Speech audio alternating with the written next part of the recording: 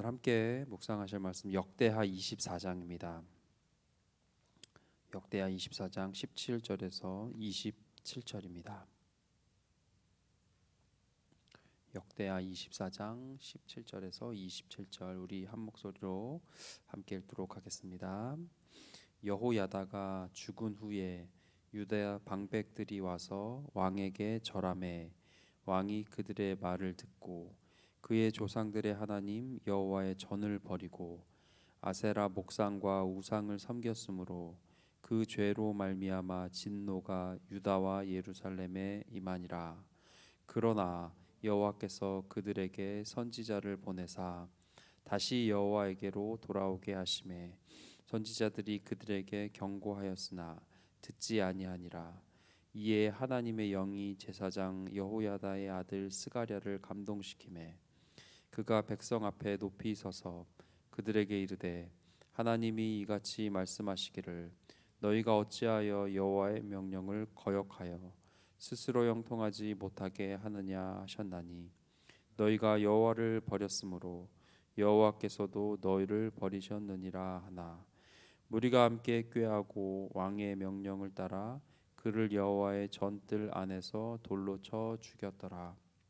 요아스 왕이 이와 같이 스가랴의 아버지 여호야다가 베푼 은혜를 기억하지 아니하고 그의 아들을 죽이니 그가 죽을 때 이르되 여호와는 감찰하시고 신원하여 주옵소서 하니라. 1주년 말에 아람 군대가 요아스를 치려고 올라와서 유다와 예루살렘에 이르러 백성 중에서 모든 방백들을 다 죽이고 노략한 물건을 다메섹 왕에게로 보내니라. 아람 군대가 적은 무리로 왔으나 여호와께서 심히 큰 군대를 그들의 손에 넘기셨으니 이는 유다 사람들이 그들의 조상들의 하나님 여호와를 버렸음이라. 이와 같이 아람 사람들이 요아스를 징벌하였더라.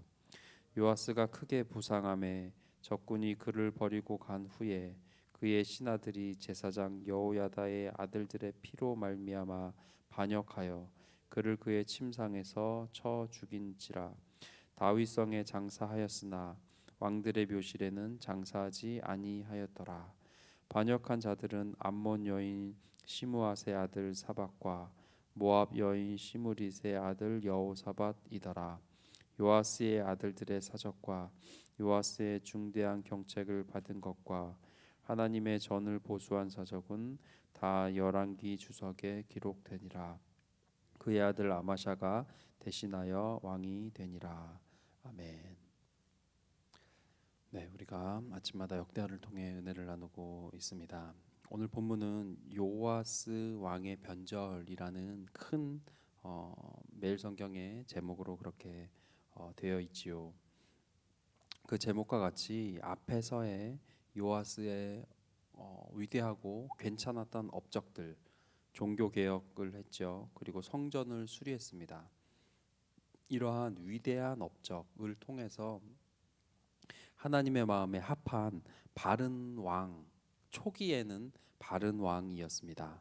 그랬던 요아스가 여호야다의 죽음 이후 급격하게 무너지는 모습을 우리가 함께 읽었습니다. 오늘 본문을 읽으면서 앞에 종교 개혁과 성전을 수리하고 하나님의 마음에 합했던 그 요아스가 맞는가라는 생각이 들 정도로 변절, 정말 변했다는 그 단어가 어울리는 절망적인 왕의 모습을 보여주고 있습니다. 요아스라는 왕의 성격과 그 특징을 알 수 있죠. 그가 여호야다와 같은 바른 하나님의 사람의 지도 하에는 그 지도 때에는 건강한 왕으로 하나님의 일들을 행합니다. 강점이죠. 하지만 그것만큼 여호야다의 죽음 후 17절에 보면 유다 방백들이 요아스 왕에게 절하매 왕이 그들의 말을 듣고 했습니다. 방백이라는 단어로 우리 한국어 성경은 되어 있는데요. 쉽게 말하면 임원, 공무원이라는 뜻입니다. 어떤 사람들이었느냐, 어떤 방백이었느냐, 아달랴의 세력이었다는 거죠. 아달랴는 요아스의 할머니죠. 여호람의 왕비. 그 아달랴의 아버지가 누굴까요? 네, 북이스라엘의 온 나라를 우상의 백화점으로 만들었던 아합과 이세벨이라는 거죠. 그 아합과 이세벨의 딸의 관계된 방백들 어땠을까요? 뭐 말할 것도 없이 악한 영향을 끼쳤던 사람들입니다. 그 악한 왕의 악한 무리들, 좋은 말 잃을 리가 없습니다. 그 악한 무리들이 이 요아스를 다시 우상을 섬기게 하였습니다. 그럼에도 불구하고 하나님은 어떤 분이십니까? 오늘 성경에서 본문에서 말하는 그래도 요아스의 이런 변절과 이런 건강하지 않은 사람들의 말을 듣고 행하는 악한 우상을 섬기는 모습에도 하나님께서요 그를 참아 주시는 모습을 볼 수 있습니다. 19절 그리고 20절 보면 19절에 그러나로 시작합니다. 그러나 이 접속사 하나에 하나님의 애타는 마음, 다시 돌아왔으면 하는 그 마음이 느껴집니다. 그래서 선지자를 보내죠. 다시 여호와에게로 돌아오게 하게 하심에 잘못했다고 하나님 바로 때리지 않으시는 분 같아요. 때에 따라서는 정말 오래 길게 참아주시고 다시 선지자를 보내시는 하나님의 모습. 그것도 안 돼서 여호야다의 아들 스가랴를 보냅니다. 아마도 요아스가 아주 어릴 적부터 여호야다가 옆에 있었어요. 그래서 스가랴도 아는 형님 같은 그런 모습이었지 않았을까요? 아는 사람까지 보내서 그를 감동시켜서 그렇게 살지 말라, 여호와의 명령을 거역하지 말라고 다시 기회를 주시는 하나님이십니다. 하나님은 오래 참으시고 기회를 주시고 또 주시는, 우리가 결국 망하는 것이 목적이 아니고 돌아와서 하나님의 자녀답게 살아가는 것이 하나님의 목적이고 본심이라는 거죠. 그렇게 여호야다의 아들을 통해서 회개의 기회, 다시 돌아올 기회를 주시는 하나님이십니다. 그 악함에 하나님은 기회를 주시는 분이라는 거죠. 그럼에도 불구하고 인간은 어떤 존재입니까? 그렇게 기회를 줘도, 그러나 하나님께서 기회를 줘도 여전히 돌아오지 않고 어리석을 선택을 이어가는 모습을 볼 수 있습니다. 21절에 보면 무리가 함께 꾀하고 했습니다. 무리가 함께 꾀하고, 그래서 그를 여호와의 전 뜰 안에서 돌로 쳐 죽였더라. 정말 요아스가 맞는가? 어떻게 사람이 변해도 이렇게 변하지? 여러분, 사람은 그럴 수 있다는 거죠. 그 악한 방백들의 말을 듣고 하나님의 전을 버렸습니다. 그리고 자신이 재건했던 하나님의 전을 버렸고 다시 아세라 목상 우상을 섬기는 모습. 요아스라는 인물은 그렇게 영향을 잘 받는 사람이었던 것 같습니다. 여호야다 같은 좋은 것에 대한 수용, 그 영향도 잘 받았지만 그거와 함께 그것만큼 악하고 어리석은 것에 대한 영향도 여전히 잘 받아들였던 인물인 것 같습니다. 우리가 우리의 성품, 우리의 신앙, 우리의 건강함은 무엇일까요? 무조건적인 주변 사람의 말을 잘 듣고 따라가기만 하는 것이 건강함이 아니라는 것을 요아스를 통해서 우리는 알 수 있습니다. 바른 분별함, 그리고 바른 판단으로 내가 함께하고 있는 그들의 말을 듣는 것, 그거와 함께 바른 나만의 기준이 있어야 된다는 거죠. 우리 곁에는 항상 여호야다와 이 악한 방백들이 공존하고 있기 때문이죠. 심지어 어떻게 보면 이 악한 방백들 같은 사람이 더 많은 것 같습니다. 그래서 우리에게 필요한 것은 바로 분별하는 지혜를 하나님께 기도하는 지혜가 있기를 소망합니다. 그래서 바른 기준에 비추어 요아스가 선택했다면 그가 이렇게 망하지 않았을 겁니다. 오늘 성경이 말해주는 사람이 아닌, 사람들의 조언만이 아닌 바른 기준, 진리라고 우선순위로 붙들고 가야 하는 기준에 대한 힌트가 나와 있습니다. 저는 20절인 것 같습니다. 뭐라 그랬죠? 여호와의 명령을 거역하여 했습니다. 스스로 형통하지 못하게 하느냐.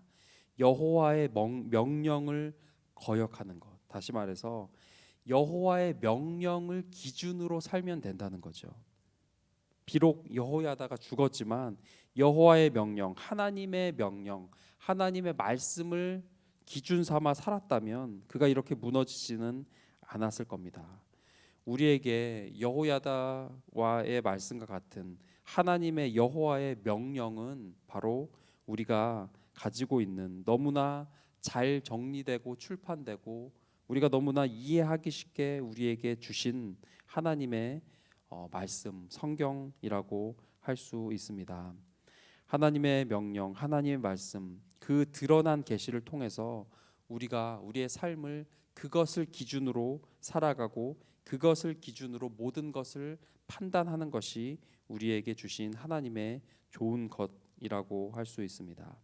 사회 문제, 많은 사람들이 찬반, 내가 옳다라고 하는 그 모든 이슈들에 대해서 우리가 기준 삼아야 되는 것은 사람의 지식, 시대의 풍조, 지금의 유행이 아니고 바로 하나님의 말씀이어야 합니다. 성경으로 충분하지 않은 것 같다라는 느낌의 말씀들이 있습니다. 그렇지 않습니다. 성경으로 우리의 삶에 필요한 모든 것이 그 성경 안에 들어 있습니다. 비행기 조종사들이 비행기를 조정하면서 하늘과 바다를 착각할 수가 있다 그럽니다. 비행 착각이라고 합니다. 그래서 바다를 하늘인 줄 알고 그냥 들어받아서 그렇게 바닷속으로 빠지기도 한다는 거죠. 내 생각과 감각과 느낌, 보여지는 것은 바다나 하늘이나 같은 색일 때가 있다는 거죠.